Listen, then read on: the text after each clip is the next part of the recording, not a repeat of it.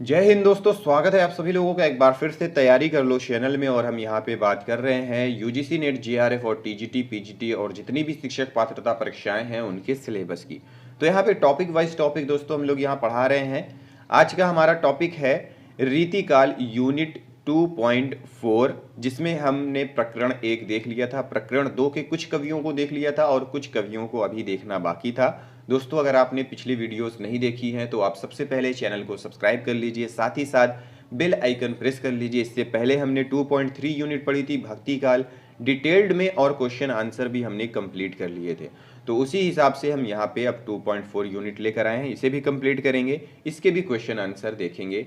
तो चलिए शुरुआत करते हैं अपने आज के टॉपिक की। श्रीपति हमारे कवि हैं, ये रीतिकाल के। आचार्यत्व के अतिरिक्त कवित्व भी इनमें ऊंची कोटि का था। रचना विवेक इनमें बहुत ही जागृत और रुचि अत्यंत परिमार्जित थी। झूठे शब्दाडंबरों के फेर में ये बहुत कम पड़े हैं।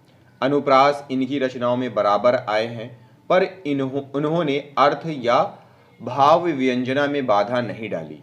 अधिकतर अनुप्रास रसानुकूल वर्ण विन्यास के रूप में आकर भाषा में कहीं ओज कहीं माधुर्य घटित करते पाए जाते हैं। तो श्रीपति आचार्य भी हैं और कवि भी। फिर है भिखारी दास। इनमें देव की अपेक्षा अधिक रस विवेक था। इनका श्रृंगार निर्णय अपने ढंग का अनूठा काव्य है। उदाहरण मनोहर और सरस है। भाषा में शब्दाडंबर नहीं है, ना ये शब्द चमत्कार पर टूटे हैं, ना दूर की सूझ के लिए व्याकुल हुए हैं। इनकी रचना कला पक्ष में संयत और भाव पक्ष में रंजनकारिणी है। विशुद्ध काव्य के अतिरिक्त इन्होंने नीति की सूक्तियां भी बहुत सी कही हैं, जिनमें उक्ति वैचित्र्य अपेक्षित होता है। देव की सी ऊंची आकांक्षा या कल्पना जिस प्रकार इनमें कम पाई जाती है, उसी प्रकार उनकी सी असफलता भी कहीं नहीं मिलती। बेनी प्रवीण अगले कवि हैं। भाषा इनकी बहुत साफ सुथरी और चलती है, बहुतों की भाषा की तरह लद्दू नहीं।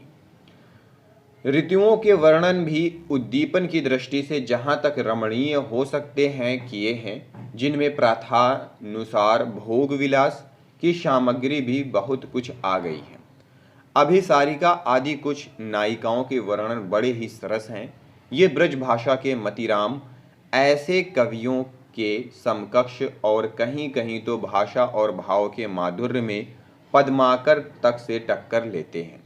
जान पड़ता है श्रृंगार के लिए सवैया ये विशेष उपयुक्त समझते थे। फिर है पद्माकर भट्ट। पद्माकर मतीराम के रसराज के समान पद्माकर जी का जगद विनोद भी काव्य रसिकों और अभ्यासियों दोनों का कंठाहार रहा है। वास्तव में यह श्रृंगार रस का सार ग्रंथ सा प्रतीत होता है। कौन सा? जगद विनोद। इनकी मधुर कल्पना ऐसी स्वाभाविक और हाव भावपूर्ण मूर्ति विधान करती है कि पाठक मानो प्रत्यक्ष अनुभूति में मग्न हो जाता है। ऐसा सजीव मूर्ति विधान करने वाली कल्पना बिहारी को छोड़कर और किसी कवि में नहीं पाई जाती। ऐसी कल्पना के बिना भावुकता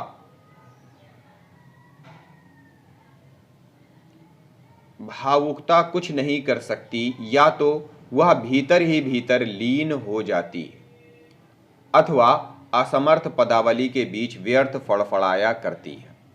कल्पना और वाणी के साथ जिस भावुकता का संयोग होता है, वही उत्कृष्ट काव्य के रूप में विकसित हो जाता है।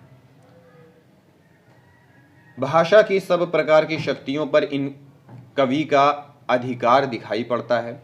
कहीं तो किनका? पद्माकर का। कहीं तो इनकी भाषा स्निग्ध मधुर पदावली द्वारा एक सजीव भाव भरी प्रेम मूर्ति खड़ी करती है, कहीं भाव या रस की धारा बहाती है, कहीं अनुप्रासों की मिलित झनकार उत्पन्न करती है, कहीं वीर दर्प से क्षुब्ध वाहिनी के समान अकड़ती और कड़कती हुई चलती है, और कहीं प्रशांत सरोवर के समान स्थिर और गंभीर होकर मनुष्य जीवन की विश्रांति की छाया दिखाती है।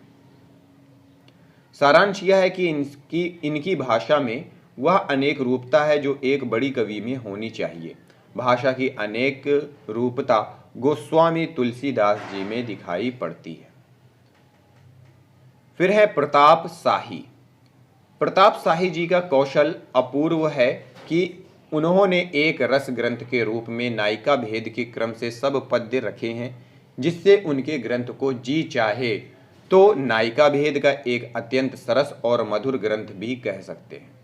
यदि हम आचार्यत्व और कवित्व दोनों के एक अनूठे संयोग की दृष्टि से विचार करते हैं तो मतीराम, श्रीपति और दास ये कुछ 20 ही ठहरते हैं।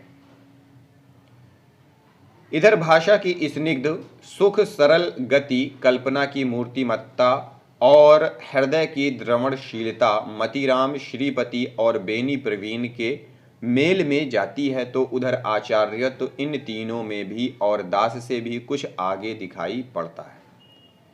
इनके प्रखर प्रतिभा ने मानो पद्माकर के साथ रीतिबद्ध काव्य कला को पूर्णता पर पहुंचाकर छोड़ दिया। पद्माकर की अनुप्रास योजना कभी कभी रुचिकर सीमा के बाहर जा पड़ी, पर इस भावुक और प्रवीण की वाणी में यह दोष कहीं नहीं आने पाया। इनकी भाषा में बड़ा भारी गुण यह है कि यह बराबर एक समान चलती है। उसमें ना कहीं कृत्रिम आडंबर का अड़ंगा है, ना गति का शैथिल्य और ना ही शब्दों की तोड़ मरोड़। तो दोस्तों ये था प्रकरण 2 हमने देखा। अब प्रकरण 3 में हम देखेंगे रीति काल के अन्य कवि। ये अगली वीडियो में लेकर आते हैं। इस वीडियो को यहीं पे समाप्त करते हैं। इस वीडियो को देखने और समझने के लिए आप सभी लोगों का बहुत बहुत धन्यवाद।